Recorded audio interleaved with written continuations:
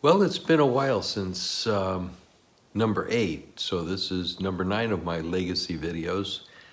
I had enough time to grow a beard and shave it back off again.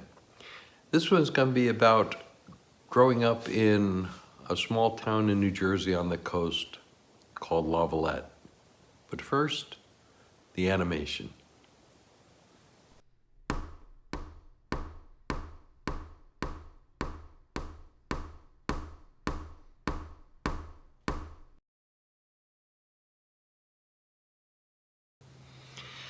First, I want to tell you a little bit about New Jersey, which has become the brunt of a lot of jokes, and Lavallette and how it all fits in, since we're of a time when people are undereducated in geography, especially even of the United States.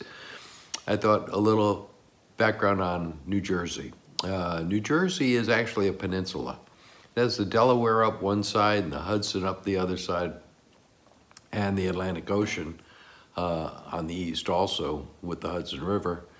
And the only part that's really attached to the rest of the United States is the flat part that kind of angles down in the top.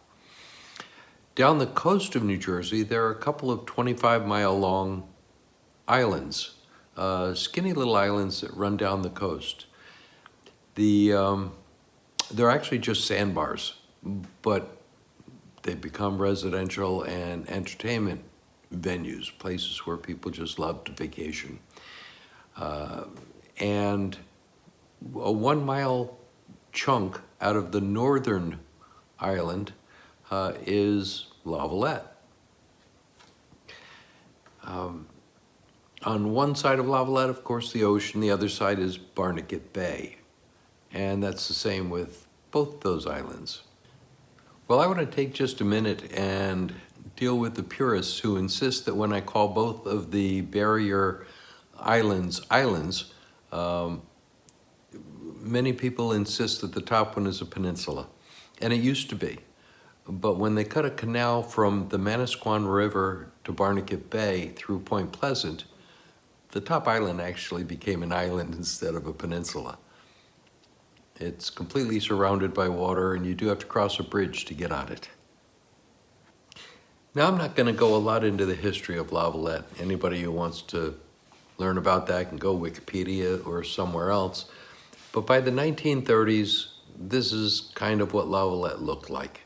A lot of empty land still, a lot of small cottages, and there's this picture of a cottage, which is not the one that we had, but it's very similar to. A lot of these were shotgun cottages, like in New Orleans sort of thing, where the front door went straight back to the back door, all the bedrooms on one side, the living room, kitchen, bathroom on the other side. So how did we come to be in Lavallette, New Jersey? Well, in the early 1940s, while World War II was going on, our mother's husband passed away. And as far as I know, she lived in an apartment in Plainfield, New Jersey. And for some reason, she got a little bug to go look for something else. She still lived in Plainfield the whole time, but she bought a summer cottage down in Lavallette on President Avenue for $2,400. Now, a little interesting tidbit for that, if you factor in inflation, today that would be about $47,000 or $48,000 to buy the same little bungalow in Lavallette. Unfortunately, in Lavallette, you'd be hard-pressed to find anything under $1 million today. It goes along with something that I heard recently, which was one of the things that, and I'm going to say the word poor, but she wasn't poor. She had a job with the phone company, but she wasn't wealthy. One of the differences is that poor people used to be able to live near the ocean, and now it's pretty much impossible. So she bought this place in Lavallette, a little cottage like the picture that I showed before. And we used to spend weekends there. We were born in the early 1950s, and we used to spend weekends there just about every spring and summer, spring and fall weekend, and then all summer long, we'd spend at the cottage. down in Lavallette. Our actual home for the first 10 or 11 years of my life was in a house in Dunellen, New Jersey. It was this house, which was designed by my father and built right around the time I was born. One of the sad things about life is that you don't remember a whole lot about years once they're long gone. And for the first 10 years of my life, first 11 years, I don't remember much. And even for the next 10, it's just like a history thing. You remember things because they're constantly brought up by people. One of the things is my mother was a fanatic for making us look fancy.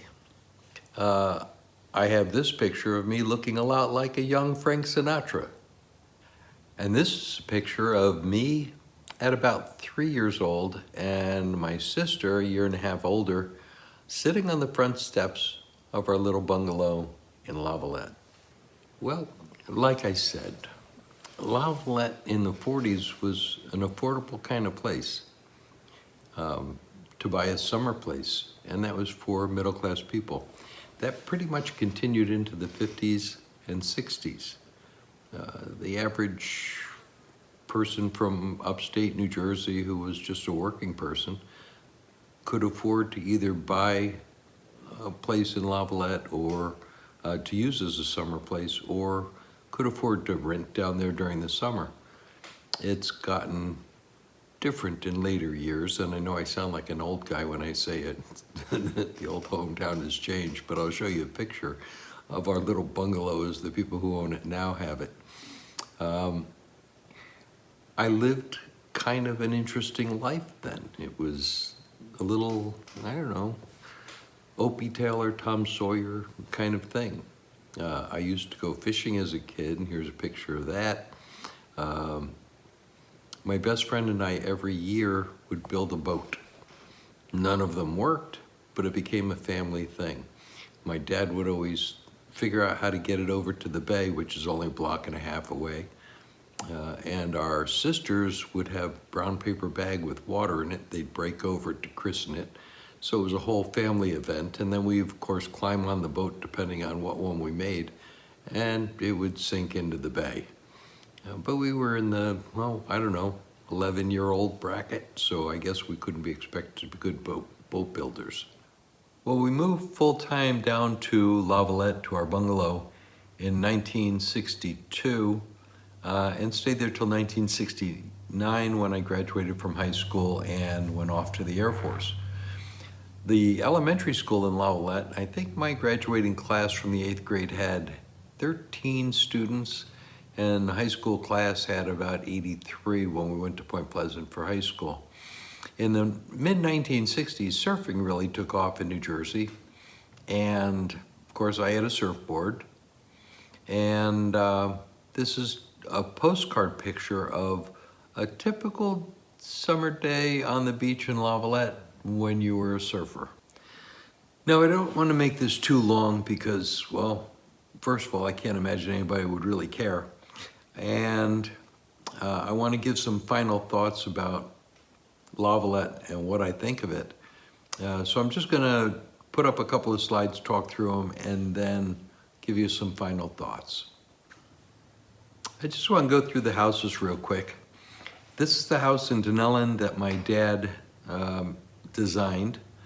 This is the bungalow in Lavallette as it was when my mom bought it in 1942. It didn't look any different by 1950-something, which is probably when I'm out there shoveling snow.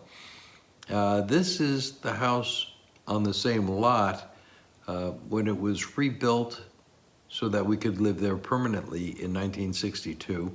My dad designed that house too. He was a very talented man. And just for comparison, this is the house as it looks now, built by the current owners after Hurricane Sandy, and it's now part of Millionaires Row. A few final thoughts about Lavallette. It's been 56 years since I've lived there. I left in '69 and haven't lived there since. Visited a couple of times. And yes, it's changed. It used to be, as I said earlier, a place where middle-class people could buy a house. Now, except for people who've been there forever, it's pretty much wealthy people who buy in and live there. You have to if you're going to spend $1 million plus on a vacation home or even a permanent home. I suppose you have to have some means. As I look back on it, I realized that it was a privilege to live there. We weren't rich, but we lived in a place that was just spectacular. It was an amazing place to grow up. I'm reminded of a story I once watched an interview of a famous celebrity who was the child of famous celebrities. And I don't know who it was. It could have been Carrie Fisher. I think it might have been. And they asked her about growing up. And she said, well, it was just weird because one night you might walk in the house and John Wayne is sitting there having a drink with your father. And it didn't seem unusual to her because it was just the way life was. You didn't really notice at the time that you were living in a very strange way compared to other people. I didn't notice when I lived in Lavallette that I was living such a strange life compared to most people. It was a place a lot of people wanted to go to. In Lavallette, it was generally accepted that about 1,000 people lived there year-round, and during the summer there were probably 25 or 30,000 people who were there renting, or people who owned a summer home would come down for the summer. So the population was much different in the summer. It was clearly a popular place. But you don't really recognize the impact of that, the importance of that, until it's gone. I do miss Lavallette.